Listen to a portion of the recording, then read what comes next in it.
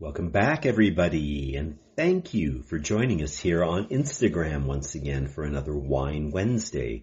I'm Christian Laroche. I'm sales manager for Waldorf Wine Group here in British Columbia, and I'm so glad you could join us. Wine Wednesday, as the name implies, we do this every Wednesday, and we started this back in May of 2020. It was our way of pivoting online to bring some wine content, casting a spotlight on some of the wines that we bring to market, and sometimes trying some samples of things that we're thinking of bringing to market. We talk about any promos we might be having or any visiting winemakers or events that are going on. So yeah, it's a great way to keep up with all things in the Waldorf Wine Group portfolio under our umbrella.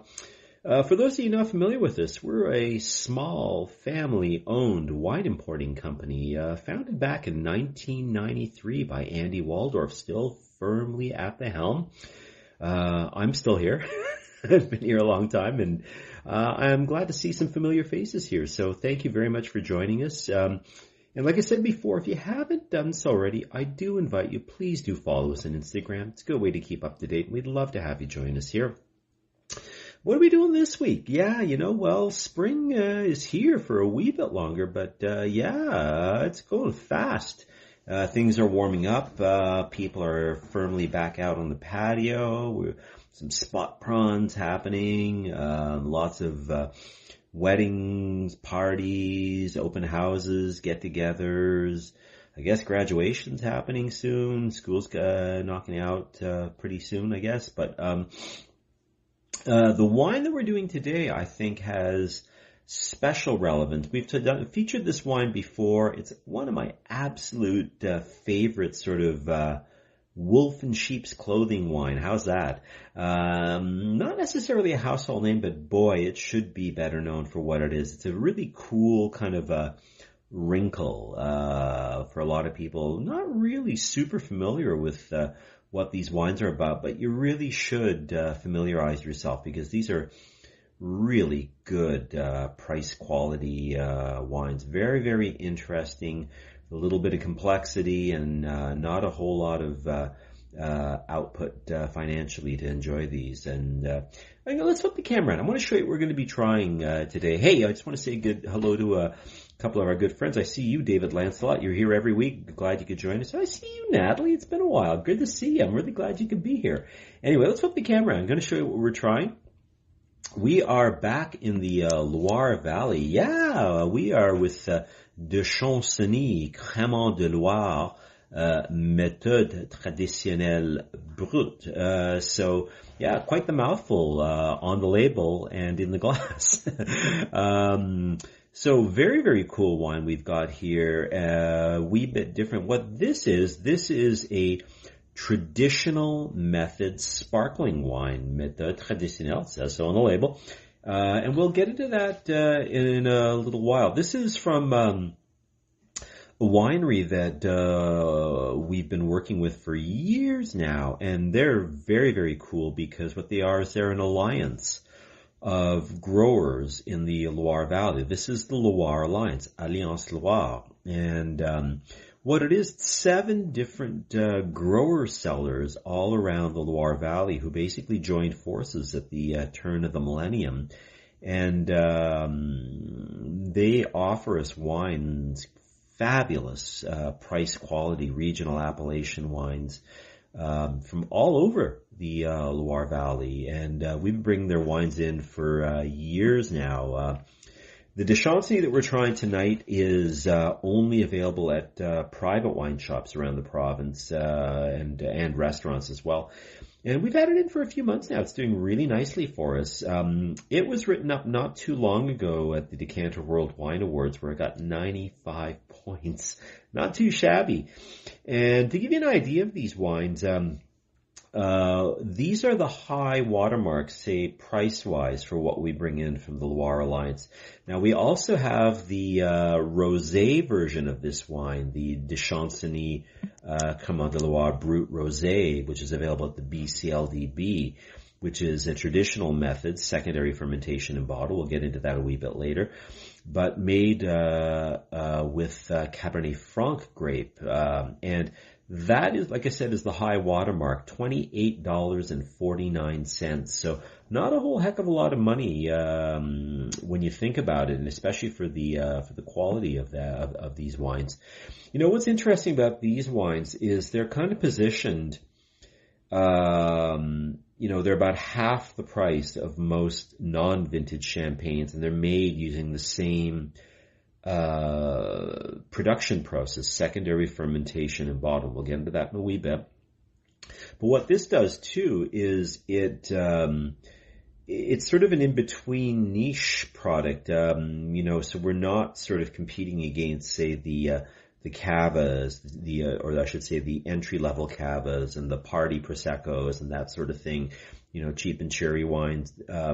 Something a little more interesting with a little bit more complexity, finer bead of pinpoint bubbles, a finer mousse, a little bit more mouthfeel, more texture. But again, about half the price of non-vintage champagne. So what this is basically same production method as champagne, secondary fermentation and bottle, but made outside the Champagne region and using different grape. The wine that we're looking at tonight, the non-rosé version, this is almost entirely Chenin Blanc, with a little tiny dollop of Chardonnay in there too. But Chenin Blanc is the workhorse white grape of the Loire Valley, and it's a grape that a lot of you should get to know because it's a fantastic grape, and you can do so much with it. It's a chameleon. You can make dry still wines, you can make dry sparkling wines, you can make half dry wines, sec tendre, demi-sec. You can make sparkling wines that we're trying tonight. You can make super sweet dessert wines and everything in between. But regardless of the style, Chenin Blanc always has that beautiful fruit profile, green apple, honey, and that beautiful crisp acidity to hold it all together. I love this grape. I think it's a wolf in sheep's clothing grape. A lot of people are not super familiar with it, but they should be. And I always tell people, look, if you like anything like, say, Pinot Grigio or Sauvignon Blanc, I always tell my restaurateurs, like, look, if you've got guests who like that sort of wine, but maybe want to try something similar but a little bit different, let them try Chenin Blanc. It's a fabulous grape that more people should know. And like I say, fabulous price quality as well. So getting back to the wine that we're trying today, I mentioned before, this is from the Loire Alliance, a group of 7 different cellars that joined forces back in at the turn of the millennium. This wine itself is based from the Cave de Saumur in the Middle Loire. We'll pull that up on the Google Earth map shortly. And they've been around since the late 50s. Cremant itself, it's a sparkling wine appellation that only the AOC itself only came on board in 1975. As mentioned, it's the same method as they use in the Champagne region, although they can't call it Champagne, of course, because it's not from there, and they're using different grapes. So basically what happens is Chenin Blanc is harvested, and it will be fermented to make it'll undergo an alcoholic fermentation to make a very light, low alcohol, high acid base wine, a cuvée, to which is added a little bit of liqueur de tirage, a yeast sugar solution to kickstart a second fermentation in the bottle, and so it'll undergo the second fermentation in where it's kept in bottle. And generally, what'll happen is, unlike what we see here today, where the wine is already finished with the mushroom cork and the wire mesh as well under the capsule. At this stage, the wine will be bottled under a crown cap, and it'll be aged in contact with the spent yeast cells. So as it undergoes the second fermentation in bottle, we're adding about anywhere between 1.3, 1.5% alcohol to the wine, but we're also adding carbon dioxide as a byproduct, which of course gets absorbed into the wine. And what ends up happening is the wine itself, it's stored on slanted laths, so it's stored like this, almost on its head, on an angle. And what ends up happening is the wine is agitated from time to time, just about a quarter turn of the bottle. And what that does is it dislodges any of the spent yeast cells, the fine lees.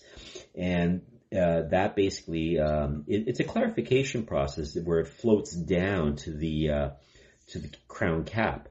And in the case of this wine, it's kept on the spent yeast cells, the fine lees, for 18 months. And that's what helps the wine pick up its texture, its mouthfeel, that sort of toasty umami brioche character, that fine pinpoint beat of bubbles. And when it comes to it, they're kept on, like I said, those laths. And in olden times or more artisanal operations, there would be a person responsible going around to give the bottles the twist. And they were called riddlers. And they still exist today, but a lot of the process has become automated now, where you'll see dozens of bottles on these tables, and there will be a mechanized machine that will move everything around, a gyro palate, to help with the riddling process.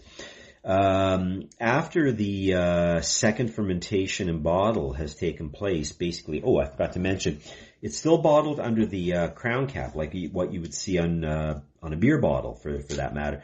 And when it comes to it, when the process is finished and they want to remove the remaining deposit that is collected up underneath the crown cap, basically the bottle will be immersed in like a freezing brine solution. So it'll create a frozen plug up here, and then it'll be opened, and they'll disgorge the leftover lees, and then they'll replace it, top it up with a bit of a dosage, a little bit of wine and sugar. Now this wine is technically, it's brut, so it's a dry wine between 0 and 12 grams per liter of residual sugar. This wine itself is probably in the neighborhood of about 6-7 grams per liter residual sugar, so makes it a little bit more versatile as an all-arounder. It's not so austere like an ultra brut or a brut nature or something like that too, that really needs something like oysters or something like that to go with it. You can easily sit and sip this on its own, which is what makes it so versatile. If you're hosting a bunch of people and you want something that people can sip on its own before a meal, with canapes, finger foods, crudité, that sort of thing, and then keep drinking throughout the meal.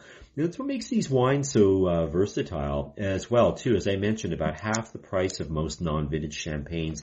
These are great wines, especially this time of year. We use them a lot for weddings and parties and get-togethers.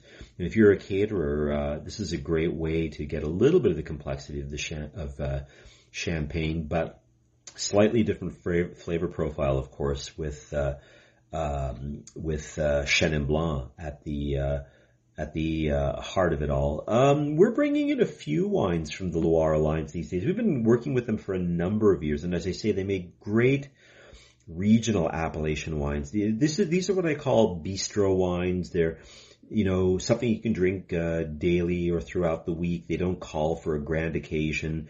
They're very, very well priced. We're currently bringing in a white Saumur, single vineyard wine, Les Pouches, we've been bringing in for years and years and years. We've just restocked that one. We also do a red Saumur, a Lieu-dit wine, Les Épinards, Cabernet Franc, and very interesting interpretation of Cabernet Franc. Quite different from British Columbia Cabernet Franc, a little leaner, a little more tart, a little more savory, a little bit more herbal. Beautiful wine. Nice wine to serve a little bit chilled, a beautiful red wine to serve a little bit chilled. We also bring in a little bit of Sauvignon Blanc from Touraine, not to be confused with Sancerre and Puy-Fumé, but also not the same prices as well too. But it's nice too because quite different from our very tropical, say, New Zealand Sauvignon Blancs, Marlborough Sauvignon Blancs and the like. A little bit more savory, herbal, without getting into the capsicum jalapeno notes, but beautiful wines. As mentioned, this wine is only available at private wine shops and restaurants around the province. You can order it by the case. If you're interested, drop me a line. You can DM me or shoot me an email at Christian@waldorfwine.com. And that's Christian, Christian @waldorfwine.com. I'll let you know. Check in the notes afterwards. I'll post the CSPC number, and if you're interested in pricing and availability, drop me a line. But yeah, perfect time of year for a wine like this. As I mentioned, fantastic for brunch and parties and weddings and open houses. I think I'm going to get the bottle out of shot, and we're going to pull up the Google Earth map. Let's just give this a slide over and show you where we're located. So we are, of course, in central France, about 325 kilometers southwest of Paris. And the river, the Loire River, goes all the way out, of course, to the ocean around here, just past the Muscadet country around here, around Pays Nantais, around here at Saint-Nazaire. And it probably flows about 440 kilometers past, Angers, which gives us the Anjou wines, and Tours, which gives us the Touraine wines. And then up a little bit towards Orléans, and then around the bend here, getting down towards Sancerre and Puy-Fumé. We're kind of smack dab in the middle here, in between Angers and Tours. We are in Saumur. Actually, we're just a little bit south.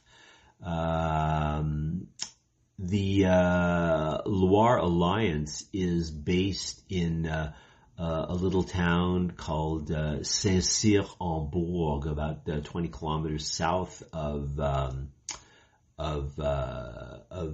Saumur. But for our purposes today, we're actually a little bit southwest. We're actually a little bit closer to the village of Montreuil-Bellay. Vineyards just here a little bit to the east rather of town, but also a little bit to the northwest here in Brassey as well, where we're getting a little bit of most of our is where we're getting our grapes, our Chenin Blanc grapes from here. And the soil here, it's mostly I'll pull up a shot here. This gives you an idea. It's mostly clay for the first half meter, and then below that is a soft tufa limestone. Closer to the river, we've got a little bit of sandstone, and there's even a little bit of quartz in there.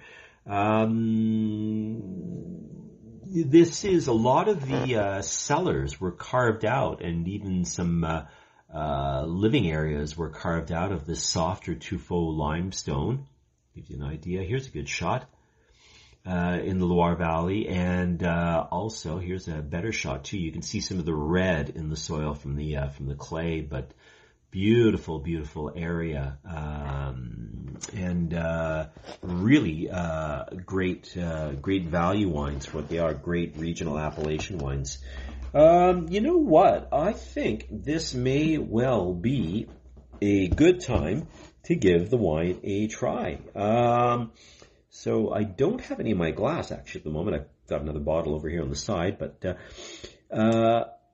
as mentioned, this is a great all-arounder with or without food. Some wines, they absolutely beg for something to go with it because they can be quite austere.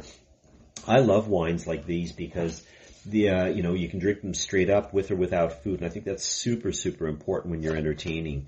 And they're real crowd pleasers. I'm using my Riedel Venom Chianti glass. It's a little bit wider. It doesn't maintain the bubbles as much, say as a regular flute glass. But, I like this because I think it allows the aromas to develop a little bit more. Fairly pale wine. We have fairly pale straw. A little bit colder than I like. But there's a fine pinpoint bead of bubble. You can see it, rising up there. Let's give the wine a swirl and a sniffy sniff. Ooh, definitely got a little bit of, green apple. Definitely I'm picking up that honey note as well too, but there again, I'm wondering if that's from the 18 months in the least. I'm picking up a little bit of that sort of yeasty kind of autolysis character, and I'm definitely picking up something a bit more akin to, and I've mentioned this before, arrowroot biscuits. That's what I always seem to get off this. Even a little touch, kind of shroomy a little bit on this one too, but also a little bit of stone fruit. I'm picking up a little bit, maybe something a little bit more towards apricot. Let's give the wine a taste and see what we've got.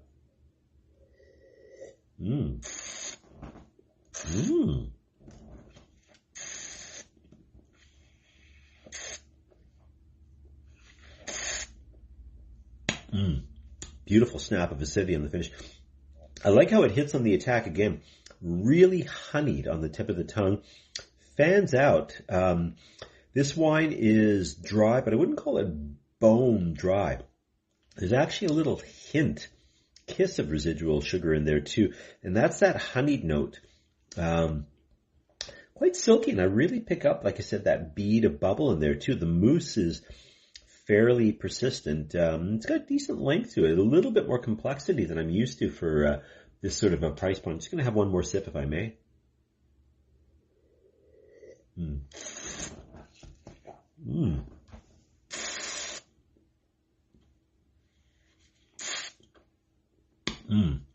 Nice and clean. It's got actually a little bit of a slightly toffee apple note in a way, but then it picks up again that biscuitiness on the finish. I really like that. And the acidity on the finish just, again, it's like biting into a green apple. Very refreshing. And I like that too because that makes that wine even more versatile at the table, because it's going to cleanse out your palate after, you have a bite of food, you have a sip of wine. It prepares you for the next bite. And I think that's super important as well. We're talking 12.5% alcohol. This is nothing you would keep in your cellar. You would drink this young and fresh. It's all about, the blush of youth, and that upfront, fruit. But, nice. I'm getting some nice replays on the, finish. We are trying the de Chanceny. Whoops, I'll flip it around again. This is the de Chanceny Cremant De Loire method traditional method brut from the Loire Valley. So, secondary fermentation in bottle, 18 months on the lease. This is Chenin Blanc. A little bit different. So the same production process as used in Champagne, but in a different region with a different grape. Although there is a tiny, tiny dollop of Chardonnay in this. This is available at private wine shops around British Columbia, and restaurants as well. So if you want something a little bit different, maybe up the food chain from your party Proseccos and your entry-level Cavas per se, but you don't want to go all the way into, champagne pricing, this might be your thing. I picked up my samples at Marquee Wine Cellars on Davie Street. They've got good stock of this, and all around the province, quite a few private shops are bringing this in. We're getting some good distribution on this one, so check it out, please. What else have we got? Not much else. It's a bit of a quiet time. Lots of wines in transit. Our Rosé d'Anjou, finally, from the Loire Alliance. Les Légériens, we bring it in every year. It finally is making it on its way to shelves. We had a little bit of a hiccup there with BCLDB getting it out there, but it's a sec tendre, a little bit off dry, Gamay Gros Lot blend. Beautiful rosé. Fabulous with, spicy, savory foods, anything with garlic or curry or a little bit of spice, deep fried pepper salt squid with green chilies. Ooh. But I digress. Yeah, lots going on. Our certified bee-friendly Bordeaux is about to arrive too. Chateau Landerneau from Bruno Bellet and family. Merlot Cabernet Franc blend coming in 750ml bottles for BCLDB. Look for that soon. High value environmental certified and bee-friendly certified as well too. So that's going to be our new offering at BCLDB for we used to bring in a wine called Chateau Canada from Saint-André de Subsac, about 15 kilometers northeast of the city of Bordeaux. It no longer exists. The chateau got sold. So we have a new one coming in now, and hopefully it'll do well for us, and I hope you guys will check it out. We'll let you know once it arrives. Also our Gergenti Organic Frappato from Sicily is back in stock, and it just got released from the warehouse. New vintage, 2023. Very cool fruit-forward red wine from Sicily, southwest Sicily, near Menfi. Not quite in the Marsala region, but we're in the southwest corner, no less, very close to the coast of Sicily, but very cool wine, Frappato. Anybody who likes Pinot Noir or Gamay or lighter, chillable red wines, think maybe Mondeuse or maybe unoaked Mencia from Bierzo in Spain, that sort of thing. These are great patio wines to, 15, 20 minutes in the fridge, give them a kiss of a chill when it's warm out. Beautiful wines, and they'll stand up to meatier fish too, some teriyaki glazed salmon or the like, or and there you be. But yeah, hey, look, if you haven't done so already, I do invite you to follow us here. I'm not sure what we're going to do next week. I might have a really cool biodynamic rosé with a good dollop of Mourvèdre in it, a beefy rosé, not your typical Provençal rosé, that's for sure. Check it out. I might do that. We might go back to Spain. We might do something a wee bit different, but there's only one way to find out. You got to follow us here on Wine Wednesday. Anyway, I'm Christian. I'm so glad you could join us. Take care. See you soon. Bye for now.